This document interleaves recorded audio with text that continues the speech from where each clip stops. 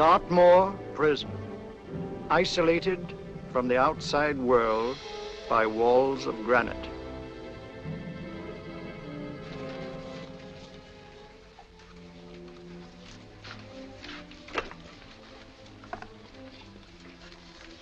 They say you could get out of here by merely telling what you know. You may or may not be another Scotland Yard bloke, but I'll give you the same answer I gave the others. I still have 2 years, 8 months, and 6 days left in which to make musical boxes. That'll be sold at auction for the benefit of this delightful sanctuary. And I intend to sell them.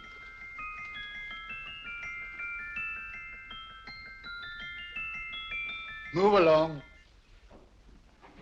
And now we come to the next object on our list, or I should say objects, because there are 3 of them. Now, ladies and gentlemen, these can be bought together or separately. Now, these beautiful little musical boxes only arrived this morning, and I didn't intend to put them on the auction block until later, but I'm going to sell them now. So, good friends, as our old pal Mark Antony used to say, lend me your ears. And what do you hear? Right. The beautiful tinkle tinkle of a musical box. What a lovely trinket. What a beautiful gift. Created and made by loving hands. A thing of beauty and utility. I was going to start with £5. It's a bargain, £5. Do I see any hands? If there's a connoisseur in the house, will go £3 for it. £2. £1. 10 shillings. Thank you, sir. Ladies and gentlemen, 10 shillings is offered for a musical box you couldn't buy anywhere in London for less than £5. It'd be stealing to let it go for 10 shillings.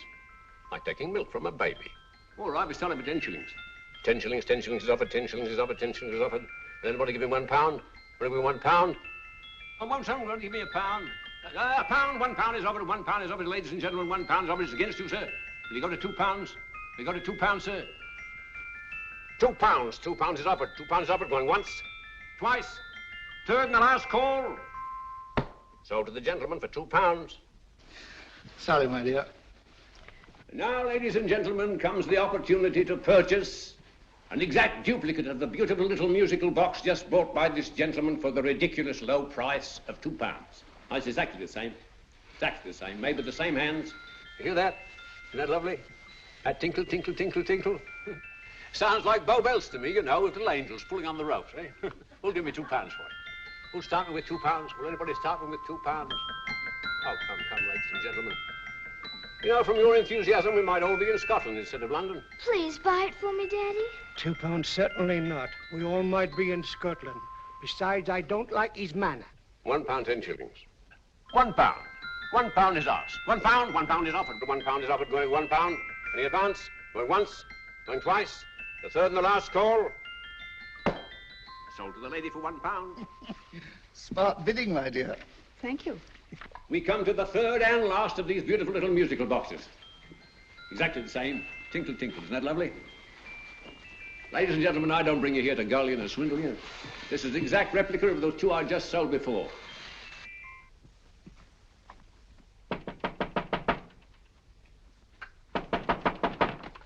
We're closed. But this is extremely important. Come in, sir, come in. I'm sorry to disturb you, but I was unfortunately delayed from arriving in time to bid on certain articles which I was rather anxious to obtain. Oh, perhaps they weren't sold, sir. We are carrying several things over. What might the articles be, sir? 3 identical musical boxes, about so large. Oh, I'm sorry, sir, but they were sold. Pity you weren't here to bid on them. They didn't bring anything like the real value. I'm most anxious to obtain them. I wonder if your records would show who the purchasers were. Oh, we don't usually give out that information, sir.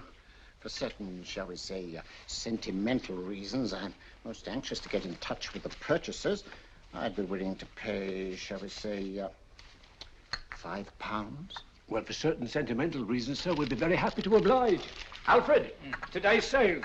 The 3 musical boxes. Musical boxes, here we are. The first purchase for £2 from Mr. Julian Emery, 52 Portman Square. Write these addresses down, Alfred. Yes, sir. Second didn't leave any name. Well, how unfortunate. I think she's a dealer. You see, they don't like us to know where the things are going. On account of the profits. You say the second purchaser was a woman.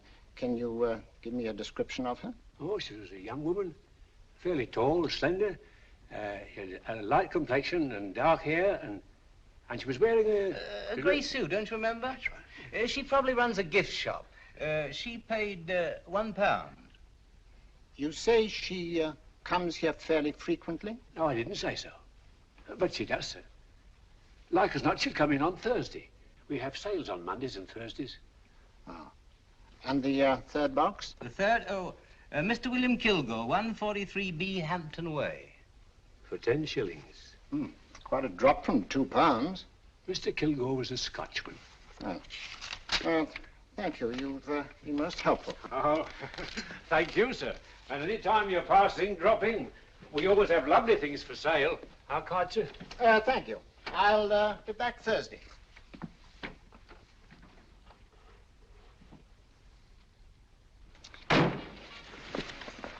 The message reached us too late. Musical boxes are being sold. Well, let's get out of here.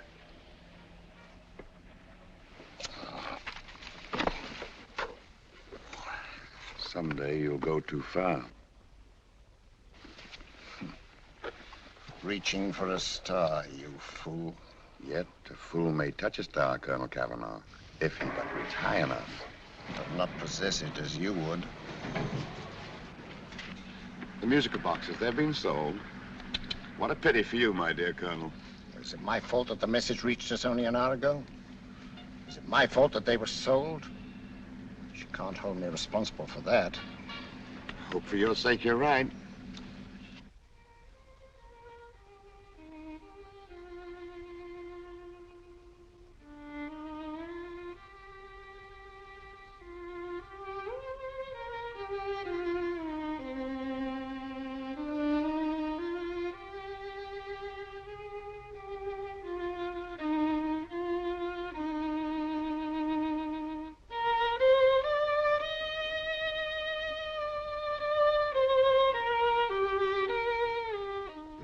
Upon you tonight at 7:45, a gentleman who desires to consult you upon a matter of the very deepest moment. Remember that letter, Holmes? It was written over 2 years ago. An interesting case, devilishly interesting. Irene Adler. What a striking-looking woman from the brief glance I had of her. Seems only yesterday. What charm.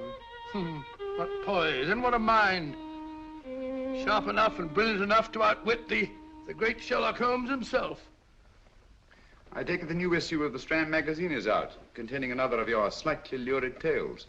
It is indeed. And what do you call this one? I call it A Scandal in Bohemia. Not a bad title, eh? If you must record my exploits, I do wish you'd put less emphasis on the melodramatic and more on the intellectual issues involved. More on the What do you mean by that? Well, I do hope you've given the woman a soul. She had one, you know. By the woman, I suppose you mean Irene Adler. Yes.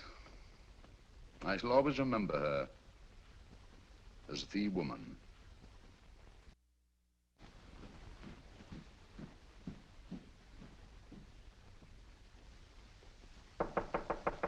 Come in.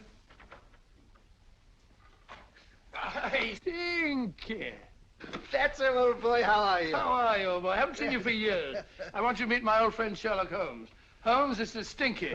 In other words, Julian Emery. How do you do, Mr. Emery? Watson has often spoken of you. Oh, has he? Yes, we were at school together. Yes, more years ago than I care to remember, but you didn't come in here just to remind me of that. No, I just happened to be in the neighborhood and saw your lights burning, so I took the liberty of looking you up. Still writing your mystery stuff? Yes, there's a new one out this week. Good, I never miss them. Oh, good, thanks. I say that bandage makes you look very interesting. Still poking your nose into other people's business as usual? Who hit you? I haven't the foggiest notion. Somebody knocked me on the head in my own living room, and then proceeded to commit the most idiotic burglary you ever heard of. Fellow must have been balmy as a coot. Balmy? Why? Come sit down, old boy. Would you You like a cup of tea? Huh? Oh, all right. I'll go and tell Mrs. Hudson about it. Yeah. Why do you say the robbery was idiotic, Mr. Emery? Oh, simply from the fact that with about £5,000 worth of musical boxes in my living room, the thief, who I caught in the act, made off with one that isn't even worth £5. I gather you're a collector of musical boxes. Yes, I am indeed. Some of them are very beautiful, but not the one that was stolen. The thief evidently grabbed the first thing that came to his hand when he heard me coming into the room. Still, it's rather odd, isn't it, that having disposed of you, he didn't pick up something more valuable. Was there anything unusual about the stolen box? No, nothing at all. No, I picked it up in the south of France, several years ago.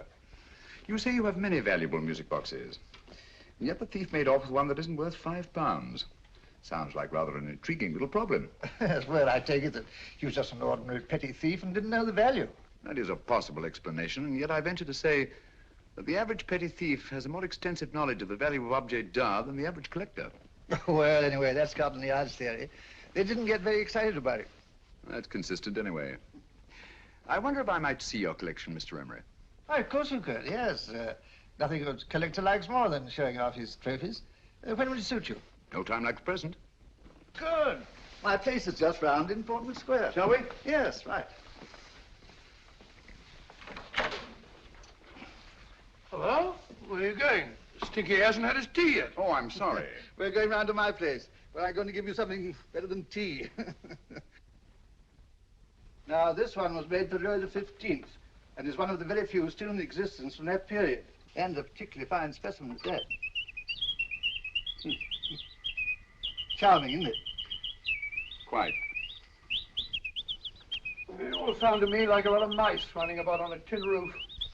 I'm afraid you have no ear for music, Watson. Give me a good old band playing a rousing march. You have all your silly little tweets.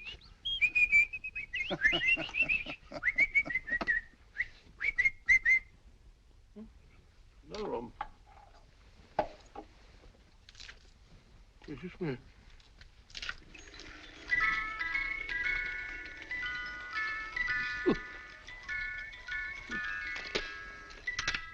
Stupid thing. Singing rabbit. What would you say offhand is the value of a box like that, Mr. Emery? Well, it's hard to say offhand, but I think we'll bring about £500 or £600 today. It's the gem of my collection. Yet a thief who steals an oddity like a musical box passes up one worth £500 for one of almost no value at all. Odd. Very odd. What was the stolen box like, Mr. Emery? Oh, just a plain wooden box about so big. As a matter of fact, I have one over here almost exactly like it. I picked this up yesterday at an auction room in Knightsbridge.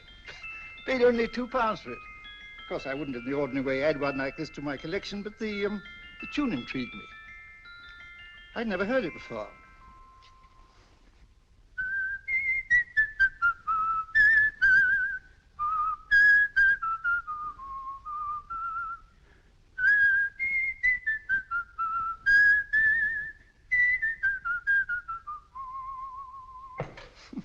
You have a remarkable ear for music, Holmes. Rather an unusual melody. Sit down, Will. Thanks. You say you bought that box at an auction sale yesterday? Yes, the Gaylord auction rooms in Knightsbridge. Run by old, what's his name? Crabtree. Handsome man. At what time was the robbery committed? Oh, about 3 o'clock this morning. You know, Mr. Emery, that box and the robbery might well be cause and effect, especially since you say that the stolen box outwardly resembles this one a great deal. And Scotland Yard were not particularly interested, eh? Oh, yes, but I wouldn't blame them for that, especially as I told them I was quite unable to describe the thief, except, of course, for the fact that it was definitely a man. All you remember is that you came in here and someone struck you on the head. Yes, and the next thing I knew, my man was trying to revive me. It might be wise for you to put that box away somewhere and lock it up. Oh, I don't think that's necessary. Besides, everything's insured. Well, at least if any further attempts at robbery are made, I'd suggest that you call the police, rather than running into any personal danger. Oh, come, Holmes, aren't you being a bit of an alarmist? Possibly. Well, Master Gray with old Stinky. Seems to me you are making rather a mountain out of a molehill. Molehill is the word, old boy, and it's time you were in bed. Thanks so much for letting us see your place. Now, it's been glad meeting you. Holmes, I can't understand why you were so mysterious. Seems to me the petty thief explanation was the only sensible one. Really? Yes, I can't see how you can believe it was anything else. I didn't say I believed it to be anything else. The petty thief theory is the obvious one, I grant you. However, it's often a mistake to accept something as true merely because it's obvious. The truth is only arrived at by the painstaking process of eliminating the untrue. We are not able to do that in this case without further data. Rubbish, you're pulling my leg. You're trying to turn a tuppenny halfpenny robbery into an international plot. No, I'm not. I just hope that your friend Stinky is a little more cautious in the future. Just in case.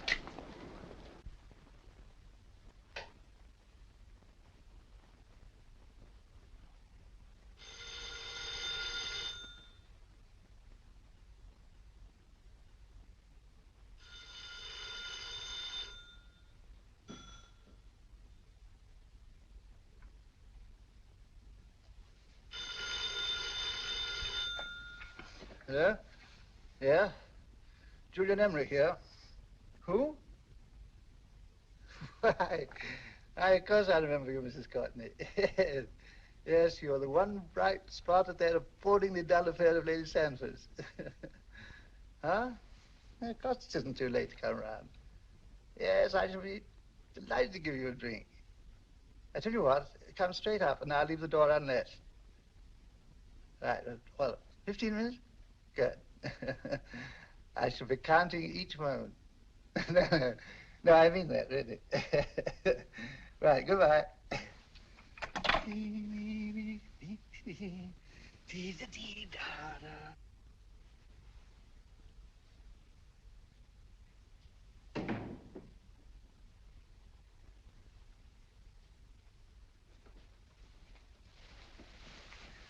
Boo! Oh, you startled me. Did I? Yes. Must be the pixie in me. I know I shouldn't have called you so late, but I was at a party just around the corner, and I remembered your invitation to see your collection of musical boxes. My dear Mrs. Courtney, pleasure is all the greater for being so unexpected. My friends call me Hilda. Thanks. Mine called me Stinky. Stinky, how quaint. Oh, what a perfectly wonderful collection of musical boxes. You know, when you told me you had a collection, I had no idea it was so attractive. Yes. They appeal to the ear as well as to the eye. Oh, what a plain little one. Why, it looks just like a country cousin amid all this grandeur. No. You mustn't underestimate the country cousin. Only last night a burglar broke in here, and with all these to choose from, went off with one very much like it. Really? Yes, I don't mind the loss of the box so much, but I do resent this crack on the skull. But it makes you look so interesting. Oh, do you think so? It's funny, that's what old Fatso said. Fatso? I mean, Dr. Watson. He was here this evening with a friend, Mr. Holmes. He's interested in my collection, too. Sherlock Holmes? Yes. Do you know him? I've heard of him. Yes, he seems to think I'm in some sort of danger. What a haunting tune. It takes me right back to my childhood. Really? Do you know, it's odd that you should be interested in that particular musical box. Odd? Why? Because Mr. Holmes is also interested in it. He may have been more interested in the tune than in the box. My dear, yes, that's right. I remember now. He whistled it note for note, having heard it only once. Really? He must be a remarkable man.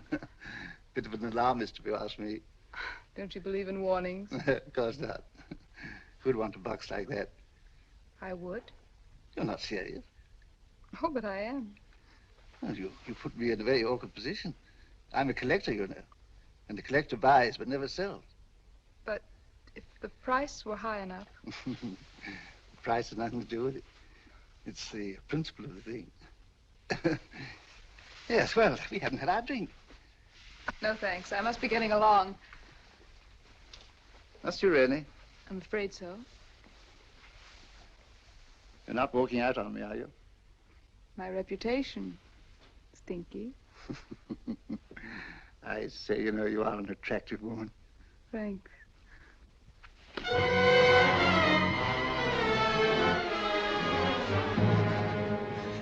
You fool. I told you to wait outside. What did you have to kill him for? All I had to do was walk out with this. He held you in his arms. Don't touch him. Don't touch anything. Now get out. I'm sorry. You're sorry. What about me? This is murder. What about Scotland Yard? What about Sherlock Holmes? Now get out!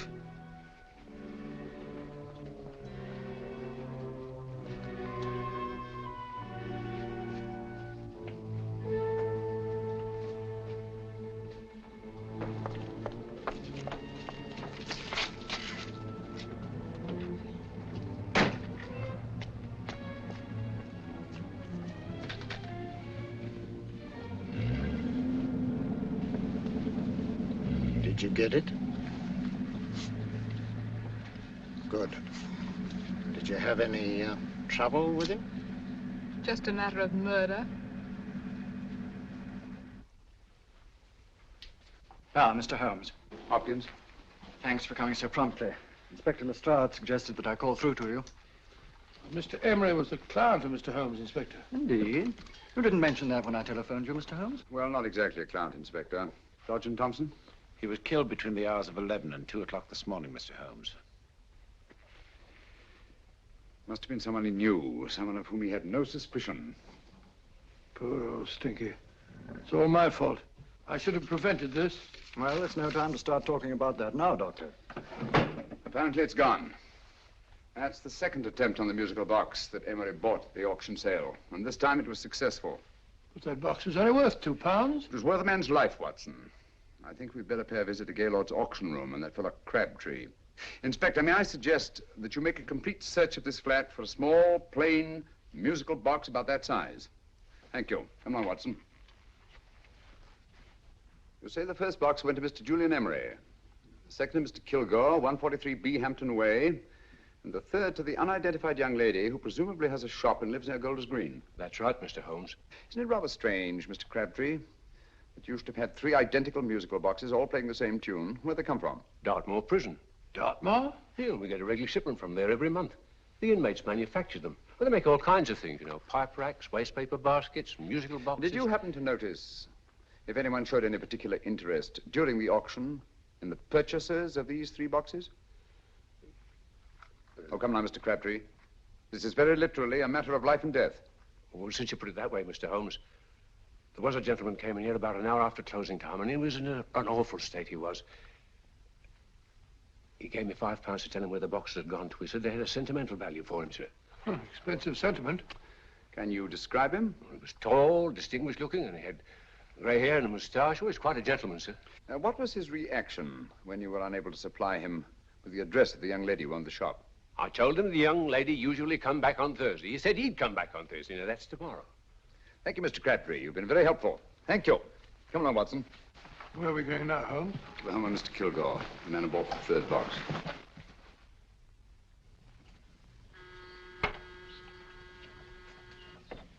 But hang it all, Holmes, how do you know those other 2 musical boxes are of any importance? I don't, but I certainly have no intention of waiting until the owners are murdered to find out. No one at home. I hope that's the explanation. I'll have a look through this window.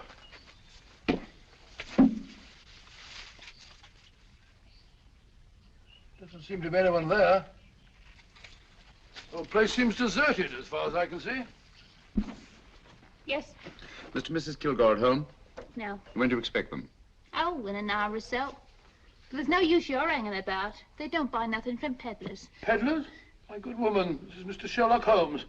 Sherlock Holmes? Oh, go on. Do you mind if we come in and wait? My business is rather urgent. Well, I've got to go out and do my shopping. And I don't know as Mrs. Kilgore like any strangers nosing about. Quite all right, I assure you. Well, I've got to be off. You 2 wait in the parlor. And no smoking either. Mrs. Kilgore says it smells up the house. Funny old girl, Holmes.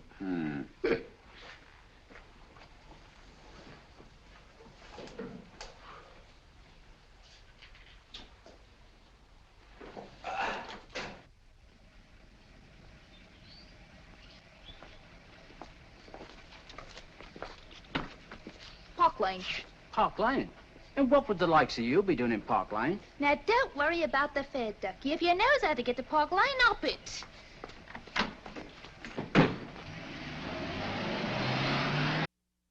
You know, Holmes, I've been thinking. There must have been something hidden in that box of old Stinky's. Stolen jewelry, possibly. What's up, Holmes? Listen. What's just the steam in the water pipes?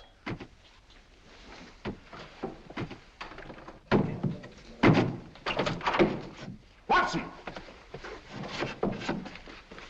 Great Scott! Come on, Holmes. Get on the chair here. It's all right, my dear. There. Now, don't worry. It's all over.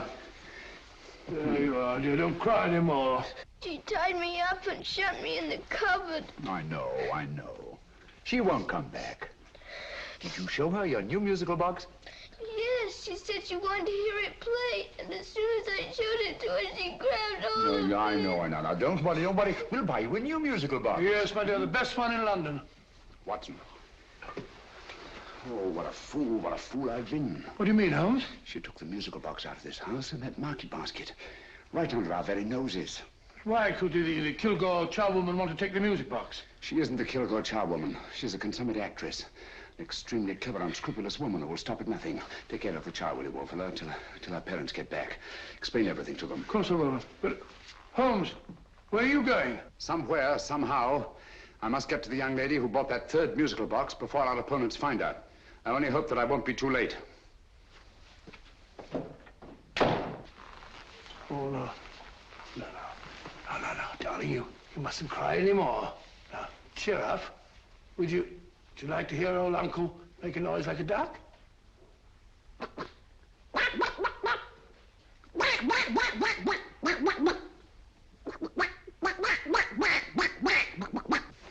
Oh, sorry.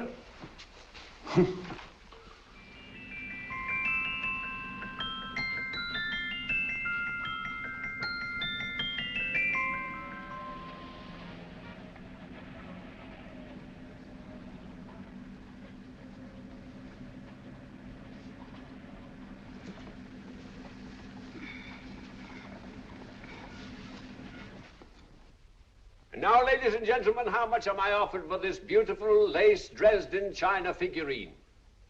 A lady of the French court. Now, this is the genuine article. What a beautiful ornament for your mantelpiece. Or you could use it as a centerpiece on the dining room table. Now, will somebody start me for £10? Will somebody start me for £10? £8? £7? All right, £5 is offered, £5 is offered, £5 is offered, £5.10, £5.15, £5.15. £6 is offered, £6, going once, going twice. The third and the last call. Have you all done? Sold to the lady from Twickenham for £6. Next, we have a real museum piece, ladies and gentlemen. A fine 19th century doll. The costume an exact replica of the holiday clothes worn by the Hungarian peasant women. Now, ladies and gentlemen, an article like this would cost you from £15 to £20 in a West End shop. I'm not going to ask you for anything like that. Who'll give me £2 for it? £2. Anybody offer me £2? £2 for the Hungarian? £2? £1.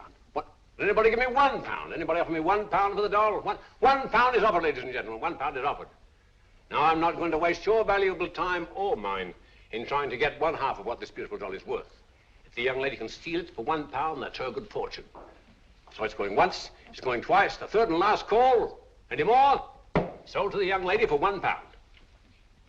And now, ladies and gentlemen, may I draw your attention to something which may be a great surprise to you, worthy of any collection. The only other one like it is in the British Museum. It's a Ming vase of the 7th dynasty. This vase lay in a large collection somewhere outside Rome for over 2 centuries, I understand. It was discovered there by the noted antiquarian, Sir Andrew Coppleston. Now, some of you may remember Sir Andrew Coppleston. Besides being a noted traveler and antiquarian, he's also a gentleman rider.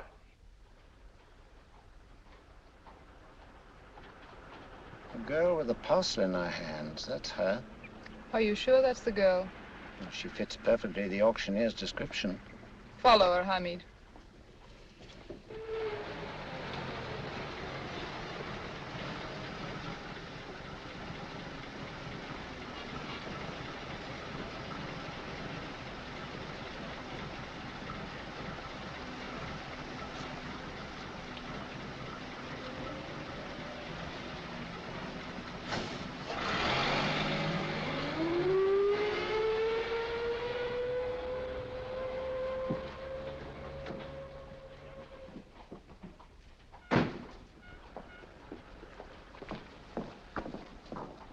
It's lovely, dear. And only £1. We can get at least 3 for it. Easily. I'll go make some tea. I could do with a cup. Right.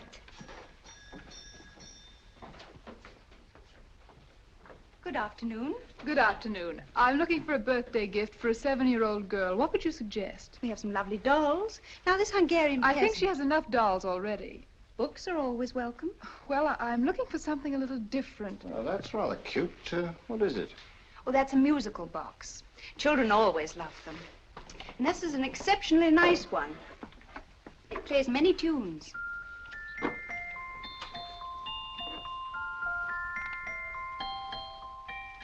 Have you any others? Yes, if you'll just get this way. I have only 2 left.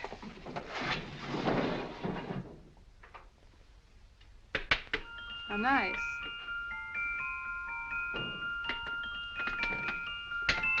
Are you sure this is all you have? I'm sorry. They're rather hard to find, you know. That's our entire allotment. I did have one other, but I sold it earlier this afternoon. But it was only a plain wooden one. It wouldn't have been a very nice gift for a child. Really? Do you happen to know who the purchaser was? Why, yes. He left his card, just in case anyone should inquire for him.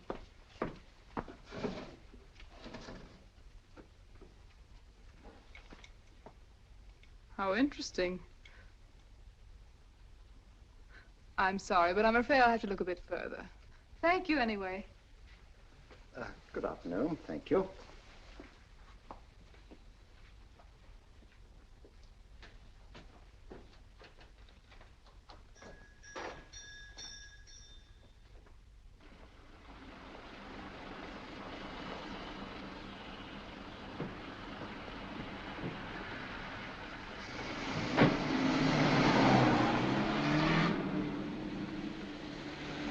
Heavy! Follow that cab. Here now, what? Scotland Yard. Hop in.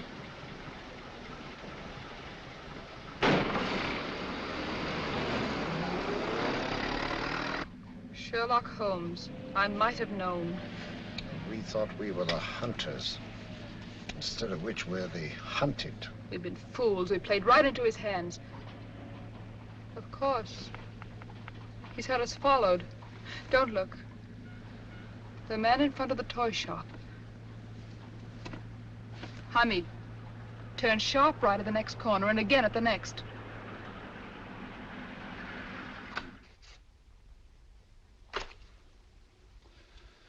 No photograph of her, Commissioner, as I expected. She's not a known criminal. But how do you expect to know if you do find her? After all, she was disguised as a charwoman. Don't worry, old fellow. If I ever see her again, I'll recognize her. Well, it won't be long till we know who they are and from where they operate. Who's covering them? Sergeant Thompson's following them, sir. They won't get away from him. He's a good man. We could have arrested them at Clifford's toy shop if we had any proof. But we know that they killed Emery. Proof, my dear fellow. We must have proof. We have x-rayed it, sir. There's nothing whatever concealed in the box. We'll have a look at the plates.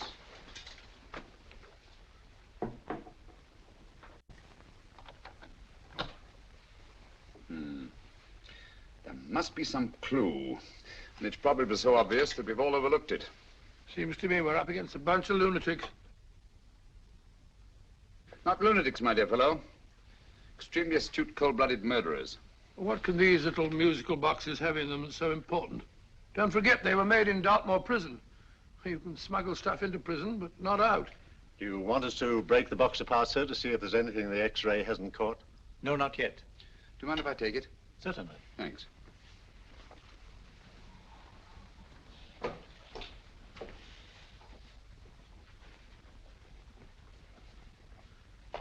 The governor of Dartmoor Prison informed us, sir, in answer to Mr. Holmes' question, that all 3 musical boxes were made by the same convict, John Davidson, serving a 7-year term, sir. Davidson? The Bank of England plates. That'll be all. Yes, sir. Now we're getting somewhere. Wait a minute. How did you know about the plates, Mr. Holmes? I'm a student of crime, Inspector. I make it my business to know about such things. And when the name of Davidson was mentioned... Well, who is this fellow Davidson? As long as Mr. Holmes seems to know all about it already, I suppose there's no harm in telling you. 2 years ago in London, there occurred a robbery of such tremendous importance, although the stolen articles themselves have no intrinsic value whatsoever, that the Home Secretary was instrumental in seeing that not a word of it appeared in any newspaper. But you never told me anything about this, Holmes. You were away at the time. Articles of no intrinsic value and yet of such importance? I don't understand. Davidson was apprehended within 15 minutes of committing the theft. But by that time, he'd hidden the articles in question and they've yet to be found. Before going further, Dr. Watson, I must inform you that this matter is not to be mentioned outside of this room. Of course not. Do I look like a man who'd gossip? Let's not go into that now, old fellow, shall we? Davidson had been employed for years in a position of extreme trust by the engravings department of the Bank of England. The articles he stole were nothing less than a complete duplicate set of plates for printing £5 notes. What? The Bank of England's own plates? Precisely. And with those plates, a gang of crooks could flood England with £5 notes, not forged in the usual sense of the word, but notes undetectable from genuine Bank of England notes in any way whatsoever. Good heavens. Any whisper at all might have resulted in enormous damage in shaking public confidence in the Treasury. We tried everything after we arrested Davidson. Offered him a shorter sentence if he'd tell us where he'd hidden the plates. Why, we even put in Scotland Yard men with him as cellmates, but no results. Obviously, Davidson is a man of strong character and infinite patience. Yet suddenly he feels impelled to smuggle out the secret of the hiding place of the plates to his confederates. Why? I don't understand, Mr. Holmes. Well, for example, has the Bank of England made any plans to radically change the design of the £5 note so that in, say, 7 years from now, notes made from the stolen plates would be worthless? Confidentially, Mr. Holmes, such a move was discussed. But replacing all the £5 notes in circulation would be such a Herculean task that nothing's been done about it as yet. I see. Of course, there is another possible explanation. Davidson didn't have much time to find a hiding place before he was captured. He may be afraid that the plates will be accidentally discovered before he's released. Hence his anxiety to communicate their whereabouts to his confederates as soon as possible. I believe you've hit it, Mr. Holmes. I'm sure that the message is contained in this musical box. Or rather, in all 3 musical boxes, since possession of all 3 seems to be essential. Our opponents have 2/3 of the puzzle, we have 1/3. Well, what are you going to do, Holmes? Try to deduce the message from the 1/3 that we have.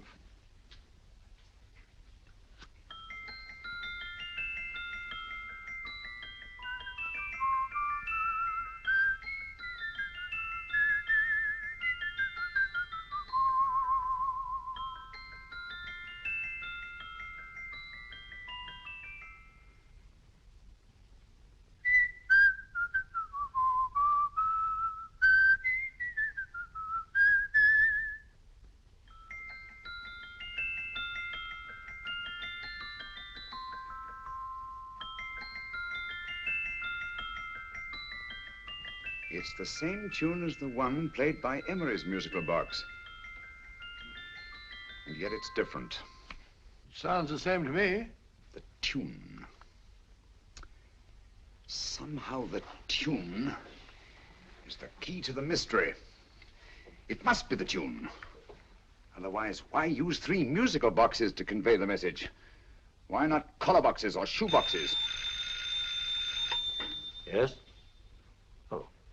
It's for you, Inspector. Oh, thank you, sir. Inspector Hopkins speaking.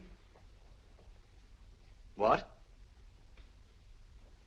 Where? Golders Green Station reports they've just found Sergeant Thompson's body. From the tire marks on his clothes, he was apparently run over by a taxi.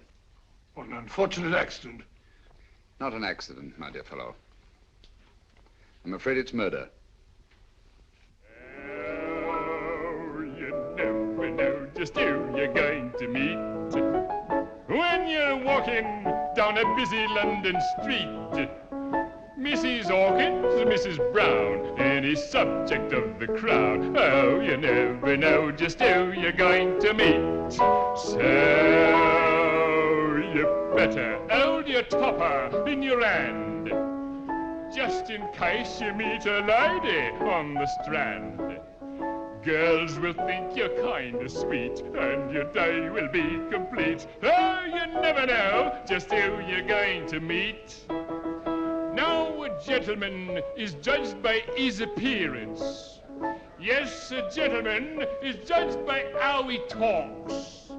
Now, he's much better off when he's acting like a toff, especially if he's taking him a walk. What on earth is this outlandish place? A rendezvous for actors. Actors? Buskers, old boy. You've seen them 1,000 times. Actors who entertain the queues, waiting outside theaters. Who you're going to meet when you're walking down a busy London street. So you better wear your best velvet pies to look your best, 'cause you never know just who you're going to meet. So you better keep your manners right in view, just in case a lady gives a how'd you do. Keep your trousers in a pleat, shine your shoes and keep them neat, 'cause you never know just who you're going to meet. Blimey. Mr. Holmes. How are you, Joe? Never met him. And yourself? Fine, thank you. I want you to meet a friend of mine, Dr. Watson, Joe Sisto. Oh, well, any friend of Mr. Holmes is a friend of mine. Hi, Joe. He did me a good turn once that I'll never forget. Yes, I cleared Joe of a most unpleasant charge. Murder, no less. Oh, really? By proving to the satisfaction of the police that he was busy at the time blowing open someone's safe. That's right, Governor. Good gracious me. Joe, now you can help me. Come on, buzz off, buzz off.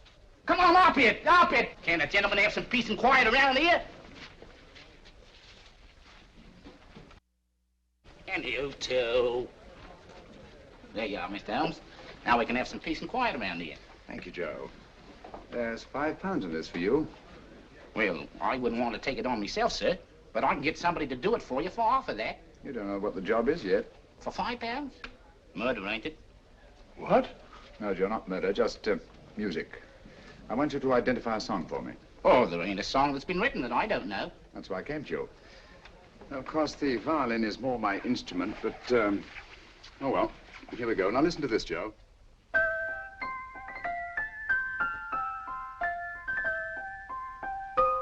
Wait a minute.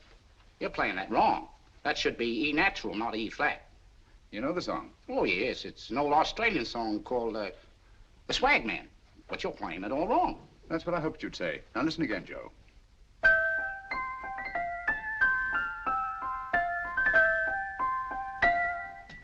That's the same tune, all right, but you're making different mistakes than you did the first time.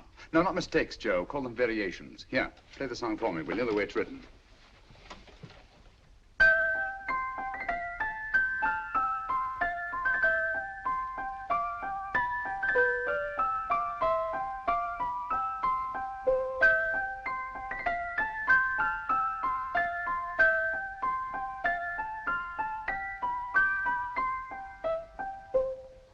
There you are.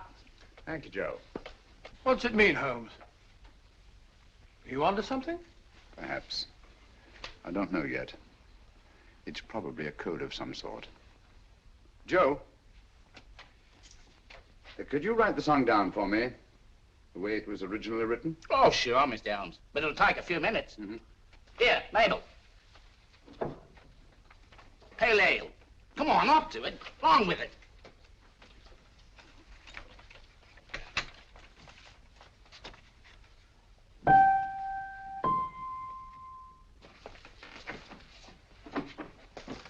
Well, obviously it isn't the lyrics.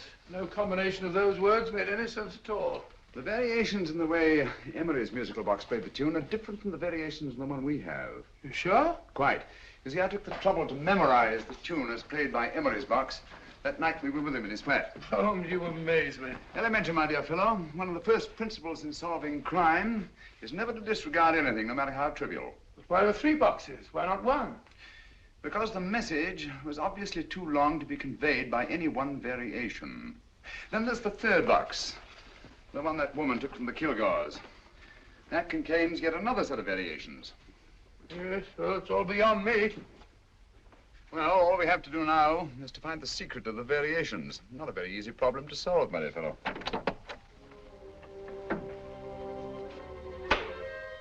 Hello. What's up? We've had company.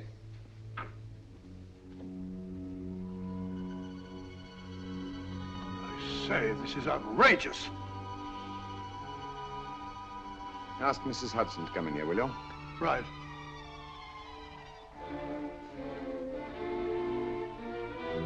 Mrs. Hudson? Yes? Oh, there you are. Will you come up here at once, please?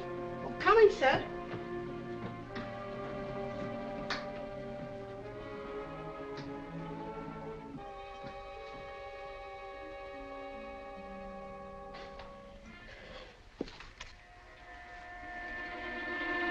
Mercy me, Mr. Holmes. What has happened? Who called while we were out, Mrs. Hudson? Just a young lady. The one who said you wanted her to wait for you. And a nice-looking old gentleman with Our her. friends again, Watson. Friends? What did the young lady look like? Oh, I couldn't see her face. She had a heavy black veil on. But she had such a nice way with her. Oh, I'm sorry, Mr. Holmes, if I've done anything wrong. But you did say I should always let clients come in and wait for you. Don't worry, Mrs. Hudson, don't worry. You had no way of knowing. It's quite all right, quite all right. Now, don't worry, Mrs. Hudson. Don't worry. Well, where on earth's the musical box? They didn't get it. Didn't get it? Where is it? It's in your hand. Huh? In that biscuit jar. Take the biscuits off the top. Now put your hand inside, and you'll find the music box. Well done, Holmes. Well done. Amazing.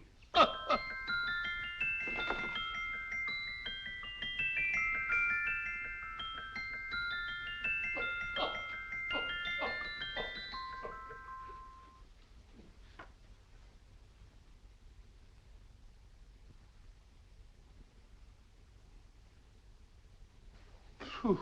Nice fresh smell. Like a pub after closing time.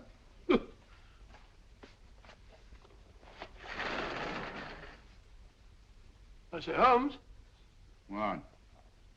it's morning. Allow me to congratulate you on a brilliant bit of deduction.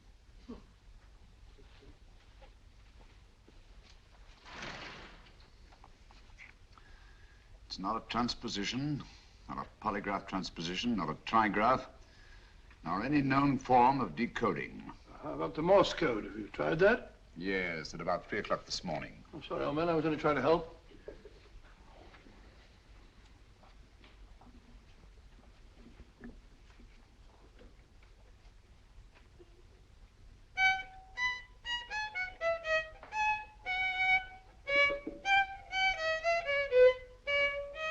Oh, do me a favor. Not again. Must have heard that thing 1,000 times. Kept me awake all night.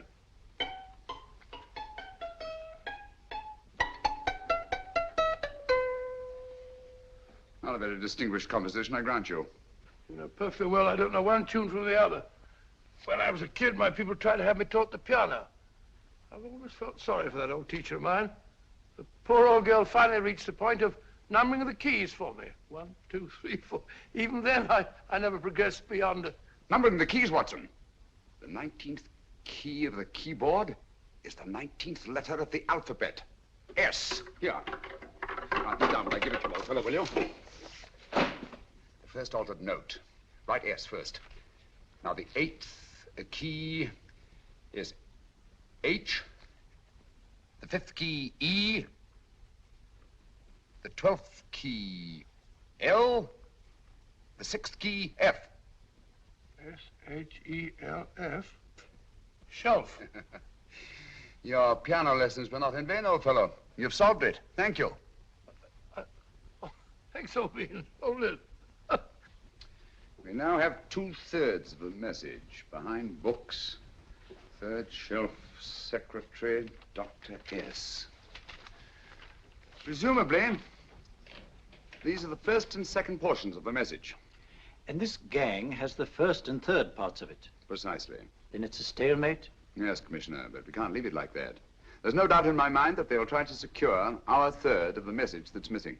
Well, I assume you've taken every precaution to guard the Clifford music. Oh, yes, it's carefully hidden at Baker Street with Dr. Watson on guard. However, I'm reasonably certain that, difficult as it may be, we can find the plates even without the missing part of the message. Behind books, 3rd shelf, secretary, Dr. S. Well, outside of the fact that Davidson hid the Bank of England plate somewhere in London, Mr. Holmes, I don't see that we've progressed at all. Allow me to point out to you, sir, the key words Dr. S. It looks as if the plates were hidden in the house of a doctor. Whether S stands for his first or last initial remains to be determined by a process of elimination. Well, there must be 10,000 doctors in London with S for a first or last initial. Precisely. And every one of them will have to be questioned in person. That's why I say this is a task for Scotland Yard. It's a task, all right. But Scotland Yard has searched worse haystacks and found the needle. Well, for the time being, I'll leave the matter in your hands, gentlemen. We'll call you if and when we get a lead on our mysterious Dr. S. Thank you. In the meantime, I intend to follow up a little clue concerning a cigarette.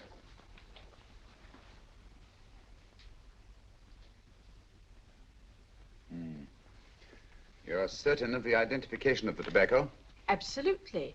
I have made up this special blend for only 3 customers. It is almost pure Egyptian, with admixture of latakia for added body, and a pinch of perique.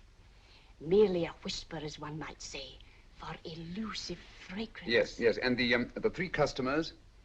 Major Wilson in Bombay, India. Mrs. Catherine Leamington Smith in Ireland. Yes, and the 3rd? Mrs. Hilda Courtney of Park Mansions, Bryanston Square. Thank you. Thank you very much. You've been most helpful. It is a pleasure to have been of service, Mr. Holmes.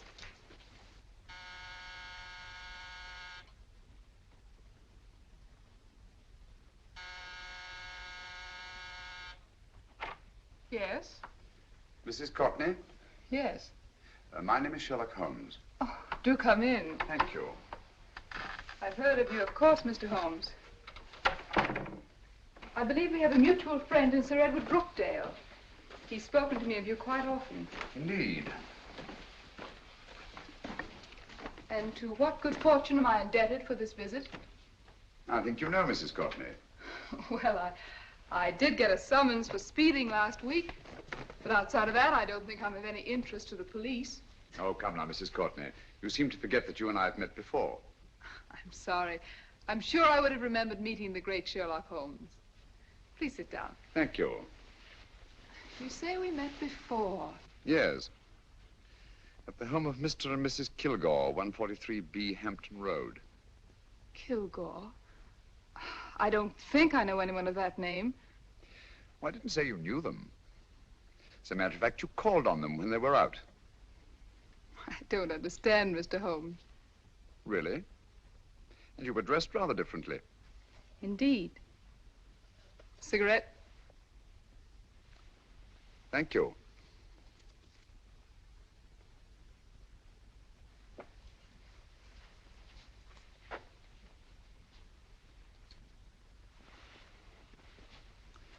Thank you.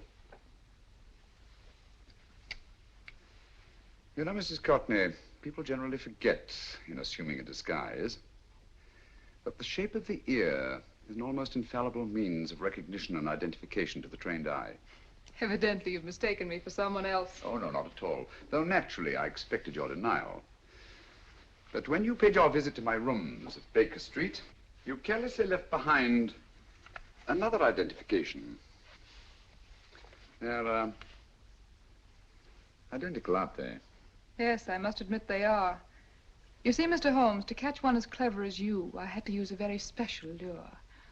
I knew you'd be unable to resist the bait of my cigarette, having read with great interest your monograph on the ashes of 140 different varieties of tobacco. I should advise you not to move, Mr. Holmes. I must congratulate you on your ingenuity, Mrs. Courtney. It was indeed a brilliantly designed trap. Thank you, Mr. Holmes. Praise from a master is indeed gratifying. I shall always cherish the memory of your flattering words. Memory? Precisely. I'm afraid these gentlemen have a most regrettable task to perform. Unless, of course, you care to turn over the missing musical box with your pledge to take no action against us in the future. I'm afraid that will be impossible. I thought that would be your answer. Hamid! Careful! Careful. There's no need to be unnecessarily rough with our distinguished guest. You realize, Mr. Holmes, that your demise will not take place here. The corpus delicti, you know. Well, naturally. Shall we go? So fearfully awkward having a dead body lying about. Don't you agree, Mr. Holmes? Another dead body shouldn't weigh too heavily on your conscience, Mrs. Courtney.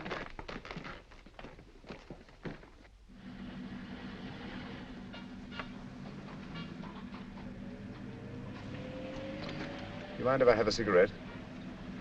Ah, don't see why not.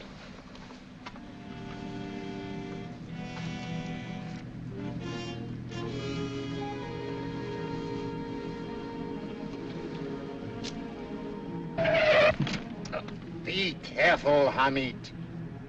It's the brakes, they bind.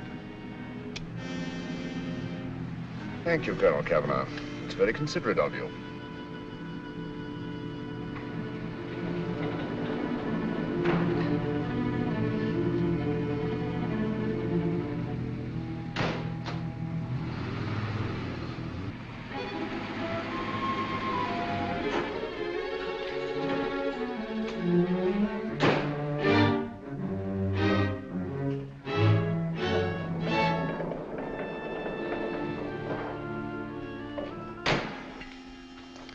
You'll be happy to know, Mr. Holmes, that your death will be a painless one. Hamid, attach this to the motor of the taxi. That little attachment, my dear Mr. Holmes, contains the deadly fluid known as monosulfide. The Germans use it with gratifying results in removing their undesirables.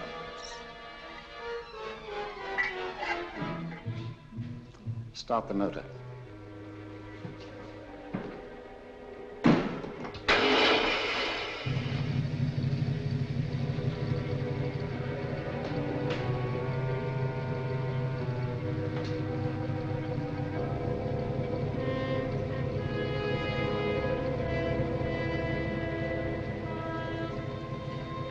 Tape his mouth.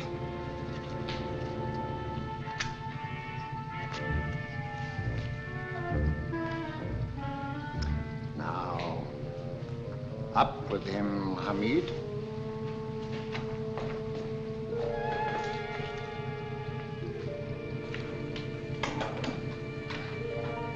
You find yourself like Muhammad's coffin, Mr. Holmes, suspended between heaven and earth.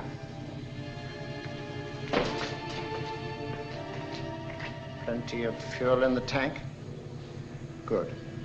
It would be too bad to have anything go wrong through so simple an oversight.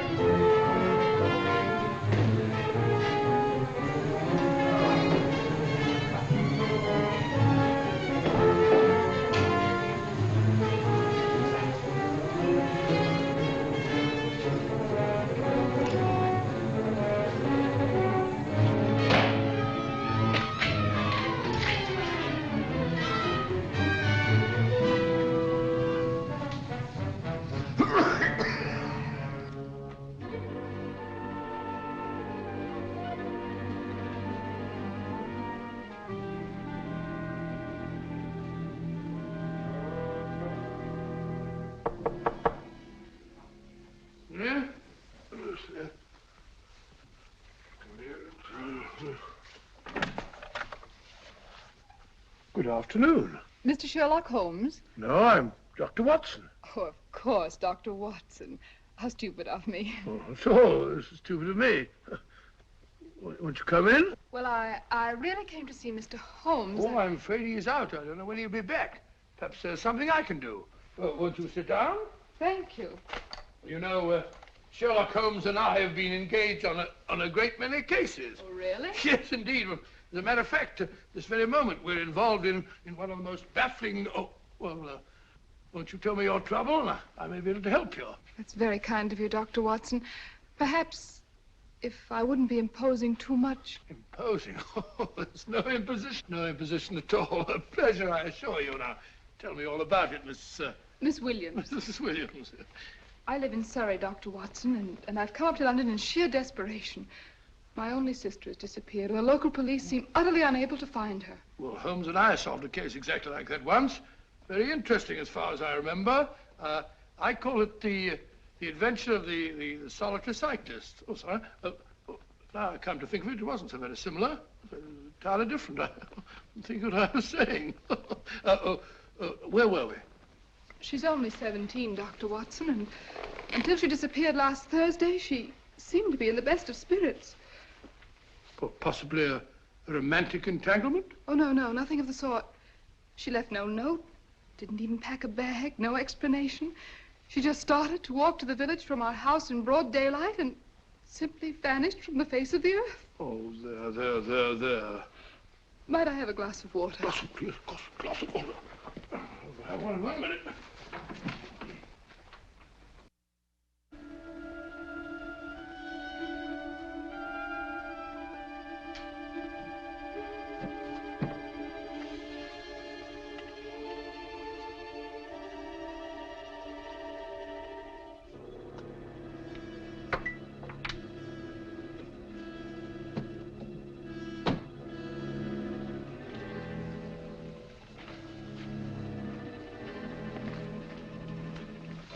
There you are, my dear.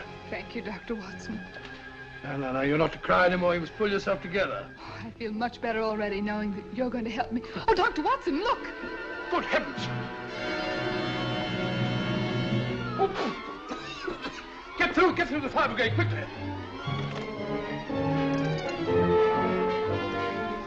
Haven't you a fire extinguisher? By George, we have in the kitchen.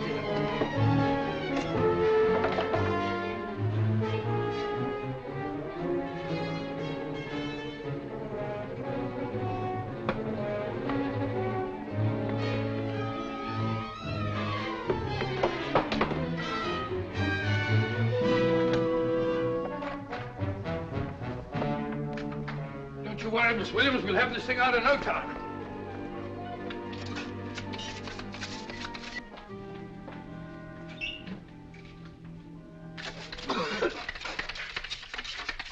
That's got it.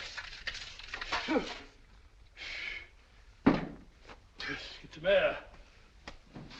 Well, you see, there was no need for the fire brigade after all. I hope you weren't too frightened, Miss Williams. Oh, gone. That's the trouble with women. They always lose their heads in an emergency. Well...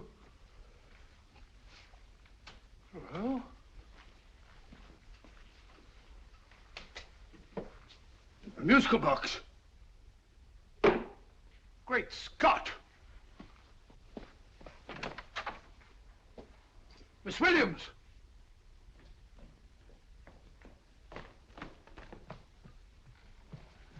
Well? Good. And Holmes? By now, Mr. Holmes has no doubt exchanged his violin for a harp. Always assuming that heaven is his destination. Yeah.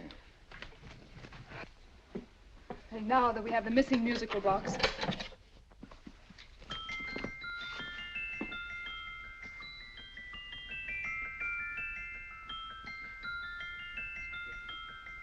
Nineteenth note. 19th letter. Yes. He hasn't been there, you say? Holmes, where on earth have you been? I've been trying to get you at the club, at Scotland Yard, all over London. You were looking for me in the wrong places. Holmes, terrible things happened. I've been duped. That woman, she made a complete fool of me. Well, what do you mean? Well, she came here, let off a smoke bomb. I thought the whole place was on fire, and my first thought was to save the musical box. No need to say any more. She has the box. Yes. Don't blame yourself too much, old fellow. She's an extremely clever antagonist. Smoke bomb, you said? Well, you can console yourself with the thought that your charming friend is at least a reader of yours. What do you mean? If I remember correctly, you wrote about my little experiment with smoke and the cry of fire in a story you entitled A Scandal in Bohemia, which has just appeared in the Strand magazine. All right, old boy. Don't rub it in. Well, it may cheer you up to know that you made a fool of me, too. That cigarette stub was planted here for one express purpose. You're going to bandaging around this place. Bandaging? What's the matter, Holmes? You hurt? Explanations will have to wait until later. At the moment, we're faced with a problem which I fear is insurmountable. Come over here, old boy, will you? Right.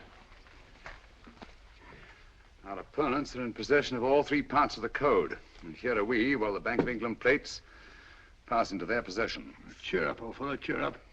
As Dr. Samuel Johnson once said, there's no problem the mind of man can set that the mind of man cannot solve.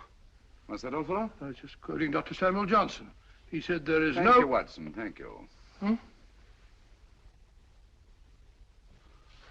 Leaving the front reception room, we come into the main hall, where Dr. Johnson was in the habit of passing through to have his meager meals in the dining room opposite, in company with his friend and biographer, James Boswell. We will now pass up the stairway, which remains in its natural wood finish, just as it was when the good doctor was here. The framed etching on the wall is believed to have been presented to Dr. Johnson by the distinguished painter, Sir Joshua Reynolds. I've been told here that picture was given in by Mrs. Thrale, and it's definitely not a Reynolds. Is that important, my dear? Oh, I'm sorry. This way, ladies and gentlemen, please, this way. Move along, children, move along. The secretary's not on this floor. Patience, Hamid. I have a feeling My that... dear Colonel, with Sherlock Holmes out of the way, what could go wrong?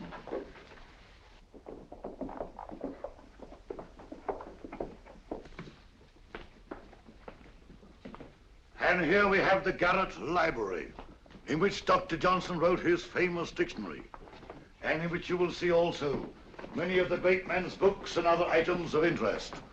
Step forward, ladies and gentlemen, please, step forward. Standing in the corner is the secretary, which contains many of the original works by the literary genius. On this table, Dr. Johnson's cat, Hodge, used to sleep while his master worked.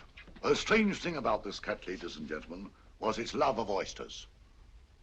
They do say that the dear doctor often went hungry to find the cat that delicacy. What a pity. Now we will visit the grain room, which is immediately below us, in which you will see the very bed in which Dr. Johnson died. What did he die of? Gout. Just gout. This way, ladies and gentlemen. Mind the steps, please.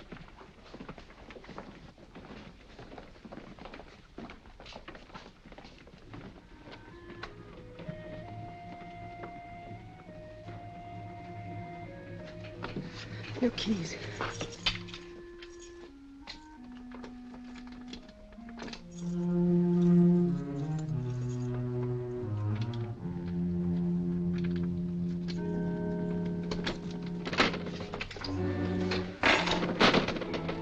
Third shelf up.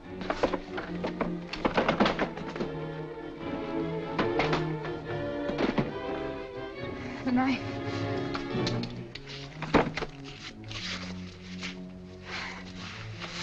Gentlemen, the Bank of England plates. Well, Mrs. Courtney, so we meet again. No, I shouldn't do that if I were you, Colonel Cavanaugh. I must congratulate you, Mr. Holmes. You're far more clever than I thought. Thank you, Mrs. Courtney. Praise from you is indeed gratifying. I shall always cherish the memory of your flattering words. Memory? Oh, thank you. And now I have a most regrettable task to perform.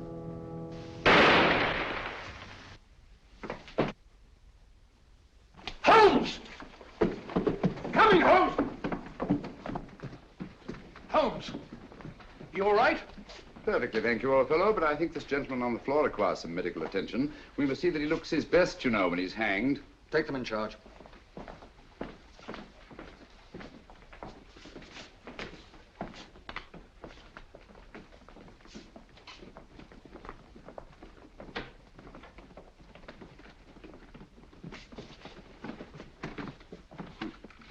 A brilliant antagonist. It's a pity her talents were so misdirected. Will you see that these plates are returned to the Bank of England, Inspector? I still don't understand how you solved it, Mr. Holmes. It's entirely due to Dr. Watson. He gave me the clue when he mentioned Dr. Samuel Johnson. Well, congratulations, Doctor. Oh, thank you, Inspector. I don't think I'd have done it entirely without Mr. Holmes's help, you know.